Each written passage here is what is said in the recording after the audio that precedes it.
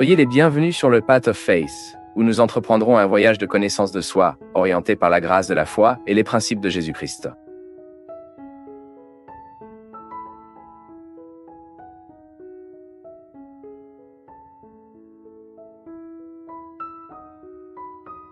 Père, j'aimerais que le Seigneur parle un peu pourquoi l'anxiété entrave tellement notre sommeil et si quelque chose peut être fait.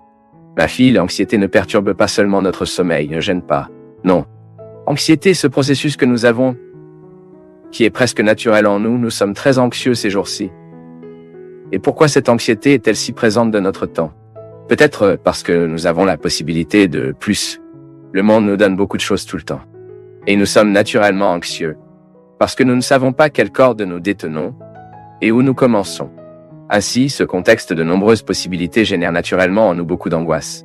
Et nous le mettons au lit lorsque nous nous endormons, dans tout ce monde sur le dos, parce que nous avons cessé de ritualiser la vie. Vous pouvez observer, nous allons nous coucher en prenant notre téléphone portable à la main, nous allons nous coucher avec la télévision, nous ne préparons pas le monde pour que nous puissions nous reposer.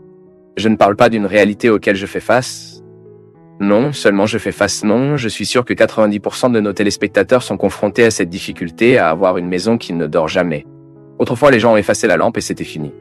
Je n'avais rien à faire, je n'avais pas de télévision, pas d'appareil musical, pas de téléphone portable, à peine un téléphone à la maison qui ne jouait que lorsque quelqu'un est mort à l'aube. Et sinon, c'était absolument inélégant d'appeler une demi-personne nuit, 1h du matin. Pas aujourd'hui. Aujourd'hui, les gens pensent que nous avons l'obligation d'être connectés tout le temps et que si une personne envoie un message 11 le matin, nous devons être prêts à recevoir et à répondre. Nous avons donc perdu nos rites de sommeil. Nous avons cessé de créer ce contexte qui nous repose, ce qui nous rendra plus détendus, moins agités. Nous ne nous préparons pas à dormir, donc quand il se trouve sur le lit, notre tête est mille. Je suis sûr que beaucoup de ceux qui regardent le programme d'éducation spirituelle en ce moment sont avec leur téléphone portable sur le côté. En plein essor, le zap-zap hurle, sifflant. Il y en a qui jouent des chansons de loin, vous voyez que l'entreprise est en plein essor. Nous avons le courage. Nous n'avons pas le courage de l'éteindre. Ah, arrête, mais... Et si quelqu'un m'appelle? Ma fille, c'est ton droit. Si nous ne commençons pas à mettre une discipline dans nos vies, nous allons de plus en plus anxieux. Nous vivrons de plus en plus l'usure de cette vie agitée qui nous fait une dispersion naturelle en nous. Nous sommes naturellement dispersés. Je me rends compte pour les masses, les rites religieux qui devraient naturellement nous conduire à un état d'immobilité. Et tout le monde est très dispersé à l'intérieur de la table. La masse, qui devrait être un moment de concentration absolue, se termine souvent une fois que j'ai vu un prêtre répondre à un téléphone lors d'un baptême. Sans mensonge, je participais au baptême, son téléphone a sonné. Il a arrêté les affaires là-bas, on parlait et on continuait plus tard. Vous voyez, c'est une expression du monde des espèces dans lesquelles nous vivons. Nous n'avons pas le courage d'éteindre nos téléphones parce que, je ne sais pas. Répondez à la question. Pourquoi n'avez-vous pas le courage d'éteindre vos téléphones? Pourquoi n'avez-vous pas le courage de mettre des disciplines pour que vos amis le sachent déjà? Oui, après 11 ans, il ne sert à rien d'envoyer, il ne voit plus. Alors envoyez l'autre jour. Nous devons avoir le droit de créer le rythme de notre repos. Si d'accord, après 9 ans, j'éviterai de rester sur l'ordinateur. Car la science nous dit que la proximité de la lumière rend votre cerveau activé et incapable de provoquer la mélatonine naturelle que nous créons pour dormir. Pourquoi tant de gens prennent-ils aujourd'hui ce supplément, la mélatonine? C'est une ressource que nous devons donner au corps, ce que nous n'offrons plus. Nous sommes stimulés tout le temps. Les lumières se sont allumées tout le temps. Le bruit tout le temps. Et ensuite, nous ne voulons pas être anxieux. Nous voulons bien dormir. Alors il est plus facile de prendre une pilule qui nous déchaînera un autre jour que pour changer l'habitude. Il ne donne pas.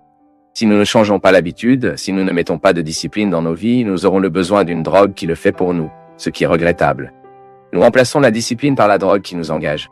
Merci beaucoup pour votre affection, pour votre attention. Merci pour votre présence, pour votre participation. Je veux demander à la bénédiction du Dieu Tout-Puissant d'être versée sur nous, tous, et peut accorder à votre cœur ce soir la possibilité de franchir le pas, de surmonter ce découragement, de rassurer la vie, de découvrir qu'il ne s'agit pas de faire un objectif contre ce que Dieu vous a mis dans le monde. C'est pour gagner. Seigneur soit avec toi. Il est entre nous, versé sur nos cœurs, nos vies, notre famille, notre société, la bénédiction de Dieu Tout-Puissant, Père, Fils et Saint-Esprit. Contre les gens, Adriana, parce que, parfois, Lorsque vous identifiez le sens d'un fardeau, vous vous rendez compte que cela n'a aucun sens. Cela peut sembler un jeu de mots, mais ce n'est pas non. Vous vous rendez compte? Avant de penser que vous ressentez ce fardeau, vous découvrez soudain que cela n'avait aucun sens. C'est à ce moment que vous pouvez abandonner, juger à l'extérieur. Les gars, ce poids que je ne veux plus emporter avec moi. Parce que parfois, vous qui êtes à la maison, vous passez par un moment de difficulté. Quoi?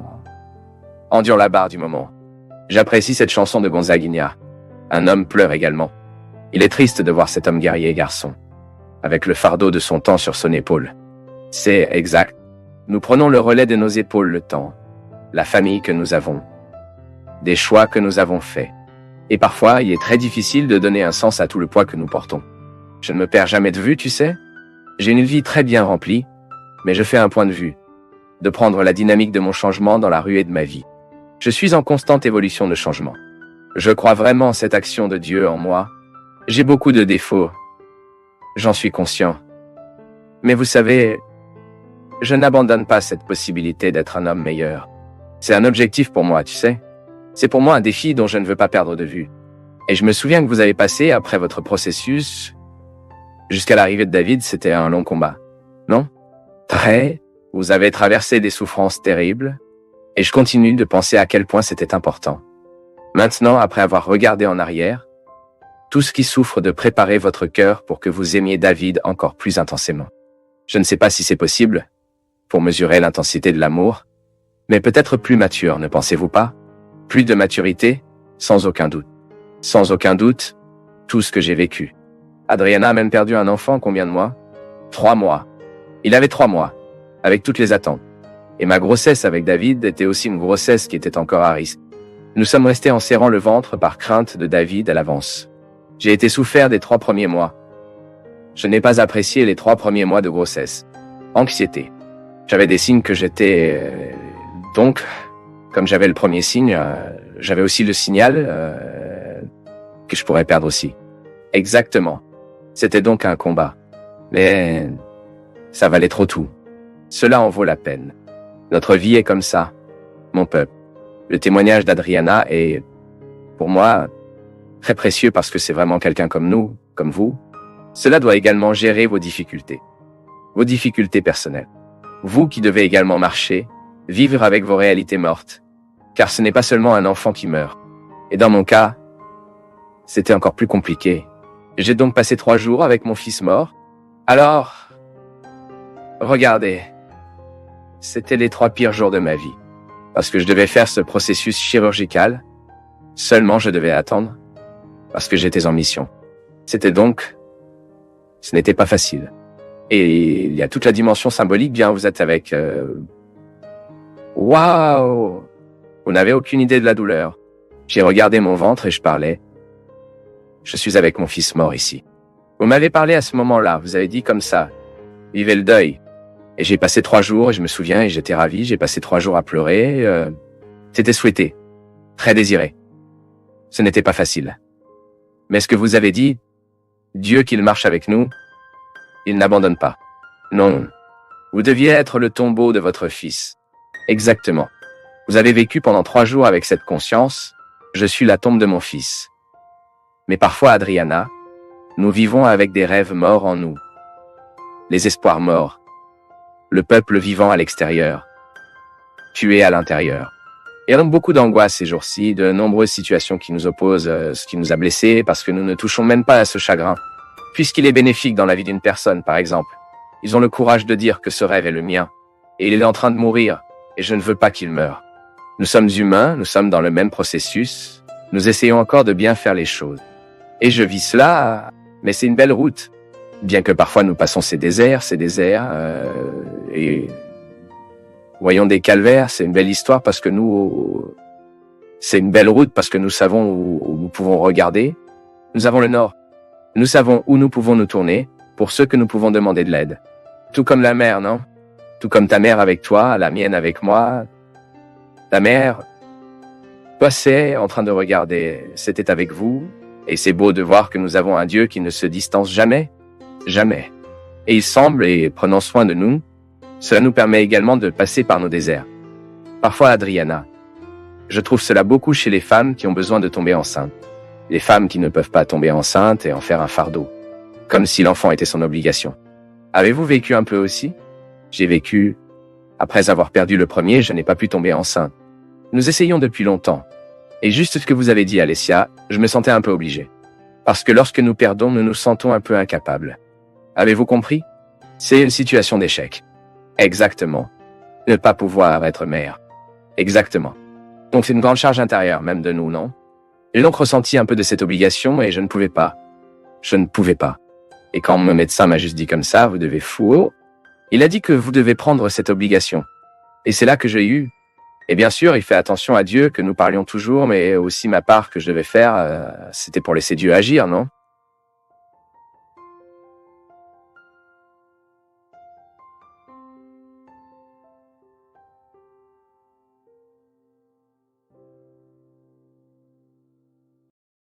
Coïncidence ou non, plusieurs personnes qui parlent de la même chose.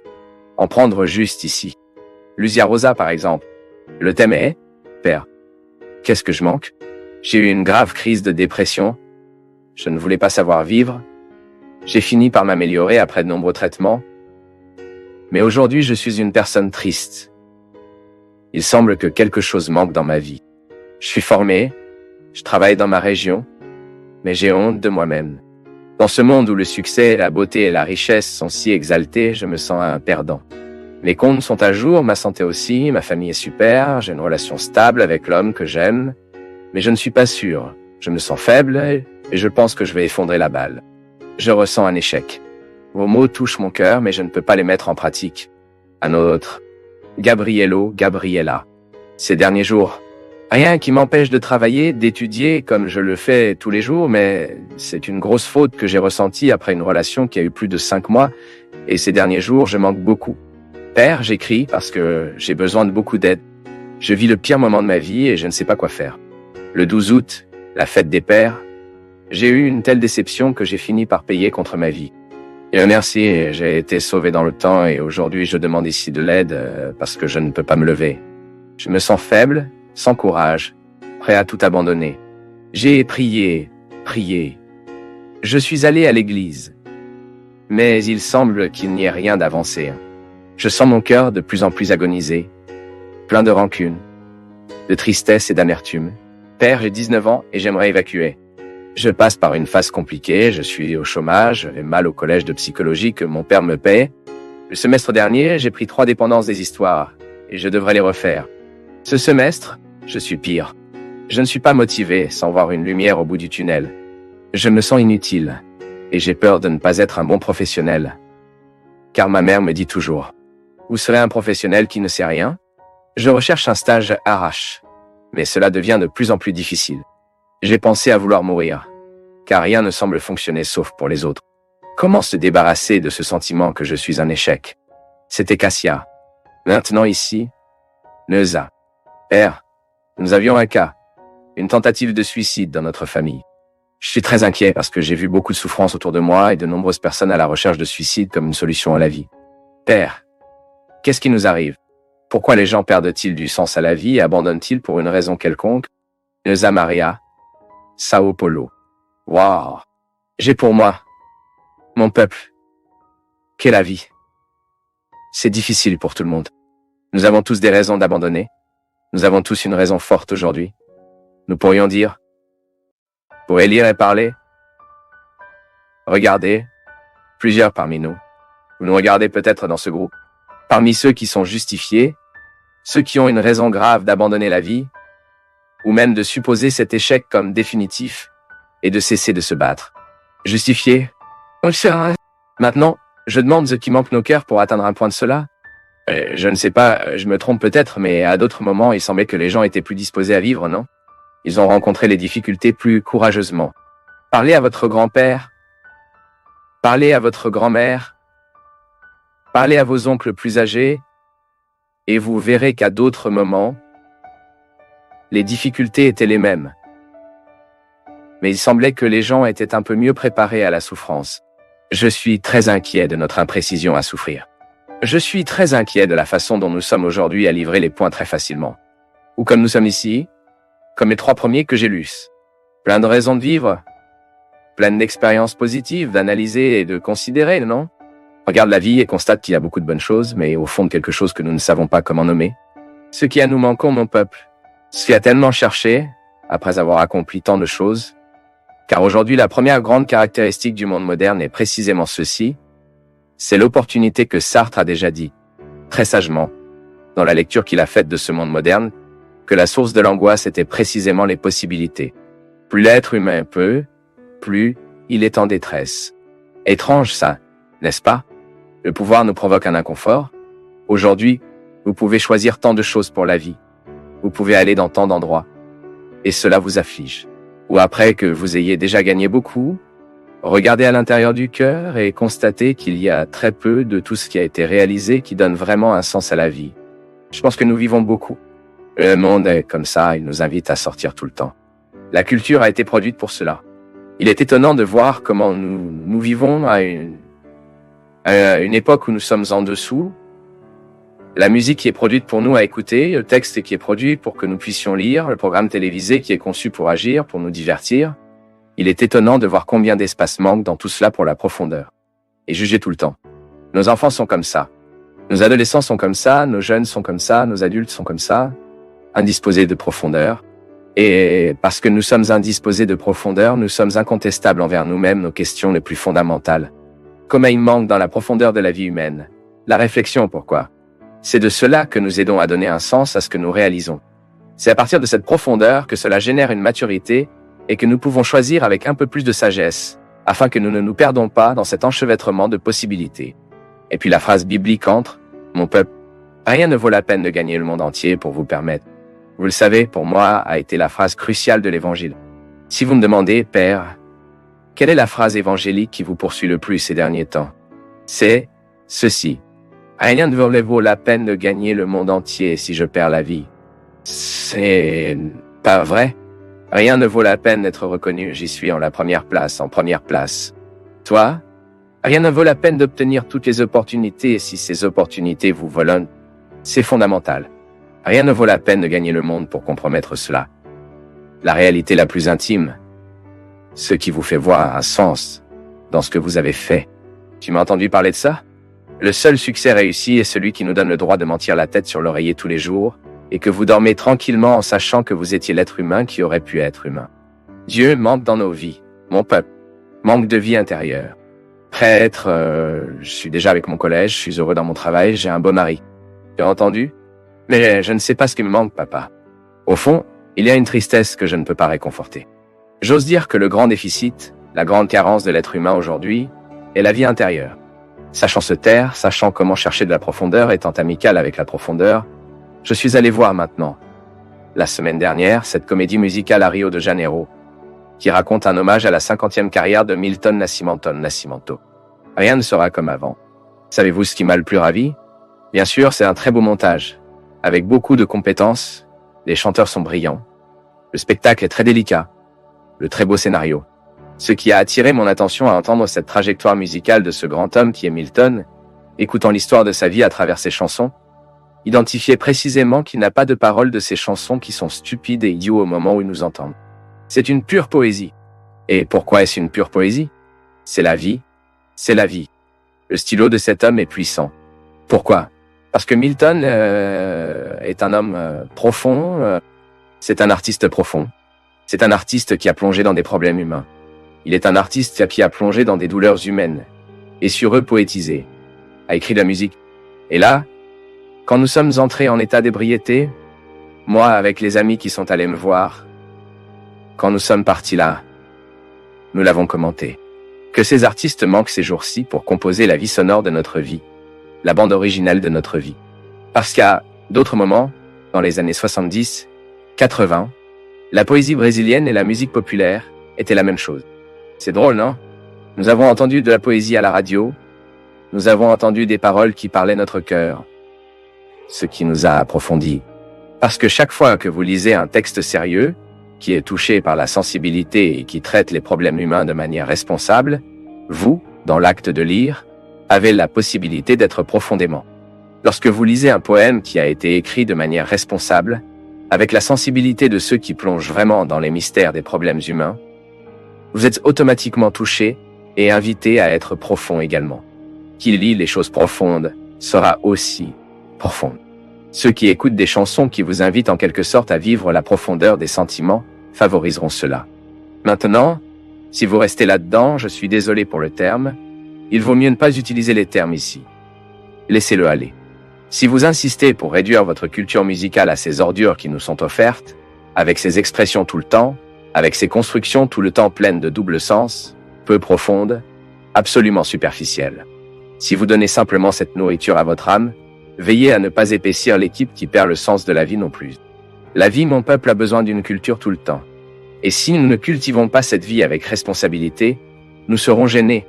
Et perdre la grâce, c'est perdre le Hélène vital. Perdre la volonté d'accueillir le matin. Perdre la volonté d'accueillir la vie quotidienne qui, aussi ordinaire, a une raison profonde pour moi. Et il ne s'agit pas d'être étudié, non. Ma mère est une femme absolument simple. Elle n'a pas eu l'occasion de faire la pleine primaire. Et ma mère est une femme qui a été éduquée à la sensibilité. Ma mère apprécie l'art. Elle sait apprécier la profondeur. Et même lorsqu'elle n'est pas en mesure de comprendre les mots les plus difficiles là-bas, elle est capable de se sentir et de s'intéresser à eux. Le problème, mon peuple, est que cette culture peu profonde qui est produite aujourd'hui au Brésil et dans le monde, elle a mis un enfant dans nos cils l'indisposition en profondeur. Et puis, indisposés avec de la profondeur, ils ne pourront pas faire face à leurs problèmes car les problèmes humains sont toujours profonds. Vous devez plonger beaucoup en vous pour comprendre, afin de ne pas vous permettre d'être pris, d'être volé. Et c'est là que nous nous perdons. Nous obtenons le monde entier, mais nous perdons notre propre âme. Nous perdons notre vie. Il ne doit pas l'être. Pour moi, c'est un exercice religieux, voyez-vous. C'est un discours de religion, oui. Nous reprenons des problèmes profonds. Nous aurons à nouveau notre cœur aux grands écrivains, aux grands compositeurs. Pour écouter un peu de musique, il faut l'être. Dites à nouveau. Aujourd'hui, avez-vous l'occasion d'apporter cela à votre vie? Y a-t-il tellement de bien à notre disposition? Ne soyez pas superficiel. Vous ne méritez pas? Traitez d'une manière que vous méritez. Traitez en profondeur. Offrez ces aliments qui peuvent générer cette plus grande profondeur en vous afin que vous n'épaississez pas l'équipe qui perd le sens de la vie. Amenez Dieu à votre vie. Amenez Dieu à votre vie quotidienne. Avoir l'occasion d'être seul avec lui. La rencontre avec Dieu commence par le simple pour se mettre à sa disposition. Tait-il le bruit du monde et mettez-vous en sa présence. Et dis, je suis ici, monsieur. Aidez-moi à redécouvrir la profondeur. Aidez-moi à surmonter cette tentation d'être superficiel. Pour permettre à la philosophie selon laquelle les idiots du monde d'aujourd'hui viennent aussi idiots. Brisez ce vin.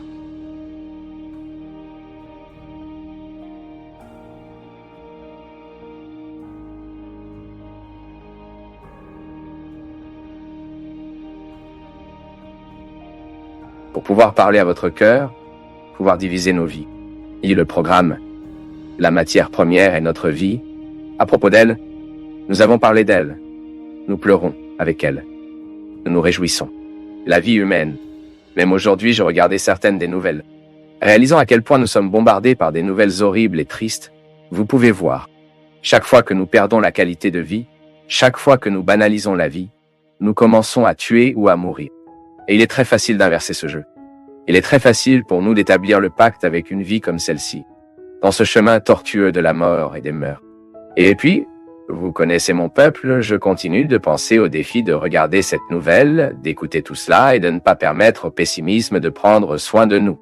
Quelle est la réponse la plus naturelle que nous pouvons donner tant de violence? C'est le pessimisme. Le pessimisme est une réponse rapide. Il est facile pour nous de répondre comme ça. C'est ce monde vraiment perdu. Il n'y a aucun moyen. Mais le pessimisme n'est pas le plus intelligent, le plus sage. C'est notre défi. Identifier la qualité de vie proche de nous. Et puis commencer à faire quelque chose pour ne pas devenir pessimiste. Et même commencer à nous identifier dans nos attitudes où nous tuons et où nous mourons aussi. Parce que nous ne pouvons pas être à l'abri de tout cela. En quelque sorte, la méchanceté du monde nous touche. D'une manière ou d'une autre, le mal dans le monde entre dans nos vies, entre dans notre maison.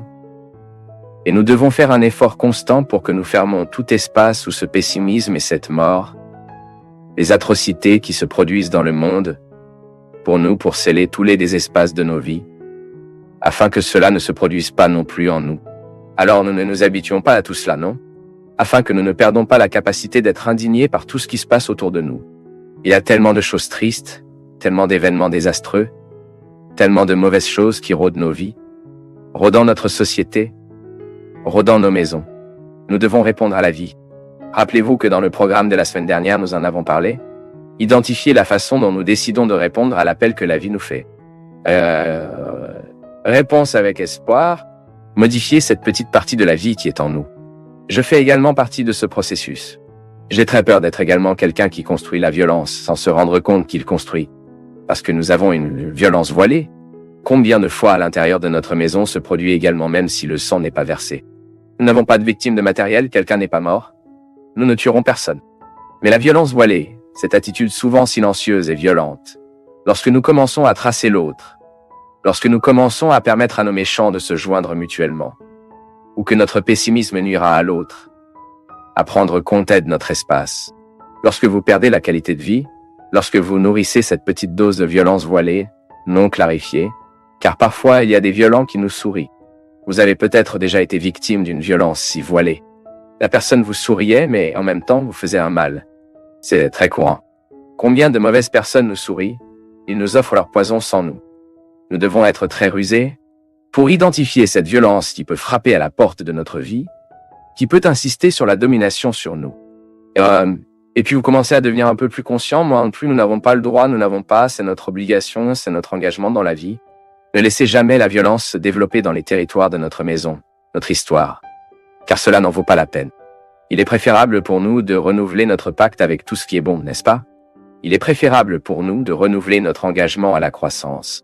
Je veux grandir, nous grandissons ensemble. Direction spirituelle dans nos vies, elle sert précisément pour cela, pour nous aider à clarifier où nous devons nous améliorer. Tout comme en thérapie avec le thérapeute, le patient découvre quelles sont les attitudes humaines qui peuvent déclencher un processus d'amélioration. Ce n'est pas comme ça. Le psychothérapeute, nous allons là-bas, lui parlons un peu de nos conflits, nos histoires, et cela nous aide à créer une solution. Le thérapeute n'est rien de plus, rien de moins qu'un grand ami que nous allons faire et paie pour avoir cette amitié, non? Le problème est de payer pour avoir l'ami. Mais les thérapies sont possibles tant que nous sommes ouverts afin que nous puissions vivre de bonnes relations d'amitié, afin que nous ayons l'occasion de montrer notre cœur à quelqu'un. Tellement bon, non? Nous avons la liberté d'avouer nos misères envers quelqu'un, nous savons qu'au cœur de l'autre, nous avons de l'espace. Parce que lorsque nous partageons notre processus, nous écoutons une autre opinion et de cette opinion, nous pouvons changer. Nous pouvons prendre des mesures vers un avenir prometteur. Ce n'est pas vrai? Nous pouvons obtenir des résultats un peu plus satisfaisants de ceux que nous avons obtenus à ce jour. La direction spirituelle est pour cela. Pour que nous partageons la vie, pour que nous parlions de ce qui nous tourmente, de ce qui nous inquiète, pour nous de dire le contexte de nos vies et de ce contexte, nous recherchons des changements. Et nous devons tous changer. Personne n'est prêt. Personne n'a le droit de dire « Ne jouez pas avec moi », que je suis déjà prêt, je n'ai plus de détails de ma vie qui doivent être modifiés. Non, nous devons tous changer. Et parfois, nous constatons que nous devons changer en écoutant l'histoire de l'autre. C'est pourquoi c'est bon de parler, non? Vous savez, cette philosophie née comme ça? Dans un carré où les gens échangeaient des marchandises. C'est le célèbre carré grec appelé Agora. Agora était l'endroit où les gens devaient changer les marchandises. Il y avait un poulet, non? L'autre devrait avoir un cochon. Allez-y et parlez, je vous donne le poulet, vous me donnez le cochon. Mais avec cette marchandise, il y a eu un échange d'expérience. Les marchandises ont été échangées, mais vous devriez ensuite demander, après avoir changé le poulet contre le cochon, parler, puis... Compadre, comment ça va, non? Et puis le vrai échange s'est produit. La philosophie est née dans un contexte où les gens ont échangé des expériences. Il a raconté une histoire, l'autre entendu, interféré, a fait une supposition. Et soudain, la roue a été faite. Et la vie était la matière première à changer. Maintenant, la place grecque nous inspire aussi. Ce n'est pas pour faire des ragots, non voir. C'est pour nous de changer et de partager la vie. Ne parlez pas de la vie des autres, mais de parler de nos vies. Il y a des gens qui se spécialisent dans la conversation de l'autre, non? Mais quand vous avez besoin de parler de vous, vous ne savez pas. Nous avons non méprisé. Remuez notre histoire. Racontez. Ayez la liberté de dire qui nous sommes. C'est très sain. C'est trop sain. Cela nous aide beaucoup dans notre processus. En écoutant une histoire qui n'est pas la nôtre, nous avons l'occasion de refléter notre histoire. Cela en vaut la peine. Mon peuple, je crois de plus en plus, l'être humain qui se reflète, il fait la différence dans le monde. L'être humain qui n'a pas peur de penser. Vous n'avez pas peur de vous analyser. Vous n'avez pas peur de toucher vos questions. Il sera toujours un être humain spécial. Et c'est ce que nous devons être. Vous devez faire une différence dans votre monde. Vous devez faire une différence dans votre espace. En étant un homme et une femme de réflexion, être une question de votre processus humain, sans avoir peur de votre histoire. Vos conflits, vos mots. Vous finissez par vous construire plus intéressant. Celui qui ne sait pas penser. Celui qui est trop paresseux pour toucher son propre dos. Celui qui est peu susceptible de toucher son doigt sur la blessure. Parce que, de temps en temps, l'infection ne part que lorsque nous avons le courage de toucher la blessure et de savoir ce qui est infecté par là. Beaucoup de gens meurent à la bavance précisément parce qu'ils n'avaient pas le courage d'identifier les maux intérieurs. Ils n'avaient pas le courage de tirer ce coquille qui a caché l'infection. Affectivement, nous mourrons avant le temps. Il est regrettable que nous trouvions des gens qui, à 30 ans, sont morts d'un point de vue affectif. Pourquoi sont-ils morts? Parce qu'ils ne savent plus comment aimer, ils ne savent plus comment renouveler leur engagement dans la vie. Ils ne savent plus comment se remplir d'espoir. Ils ne savent plus comment nourrir les rêves. Et nous mourrons à l'avance quand nous cessons de rêver, quand nous cessons d'attendre, lorsque nous cessons de nourrir le bien de la vie en nous. Lorsque nous devenons une boîte de rang, une boîte de haine, une boîte de ressentiments ou de mauvais souvenirs sur lesquels nous insistons pour garder à l'intérieur du cœur. Lorsque nous commençons à nous nourrir, nous mourrons affectueusement. Au contraire, nous trouvons des gens qui sont là avec 60, 70, 80 ans, neufs dans le point de vue affectif. Ce sont ces gens qui peuvent aimer, qui nourrissent toujours les rêves, qui n'ont pas autorisé le temps passé. Ce temps parti se déterminerait dans leur avenir, dans leur présent. Ce sont les gens qui se réconcilient avec la vie tous les jours, qui font cette projection, qui sélectionnent et qui choisissent le meilleur de la vie. Tout comme au milieu de tant de mauvaises nouvelles que la nouvelle nous présente, nous découvrons au milieu de tous ces déchets une pointe d'espoir pour nous de nous tenir. Puisque le monde est si mauvais, car le monde est tellement endommagé par l'attitude humaine, donc je découvre que je veux faire cette différence. Et puis, vous constatez qu'il est possible de faire une différence. Étant donné que le monde est plein de tristes nouvelles, je veux provoquer de bonnes nouvelles au monde, même s'ils ne sont pas télévisés, bien qu'ils ne remportent pas les gros titres, même s'ils ne gagnent pas les magazines, même s'ils ne gagnent pas les nouvelles. Construire de bonnes nouvelles aujourd'hui est possible. Ce doit être notre engagement dans la vie. Créer des nouvelles que vous pouvez faire bien au cœur et aux oreilles des gens.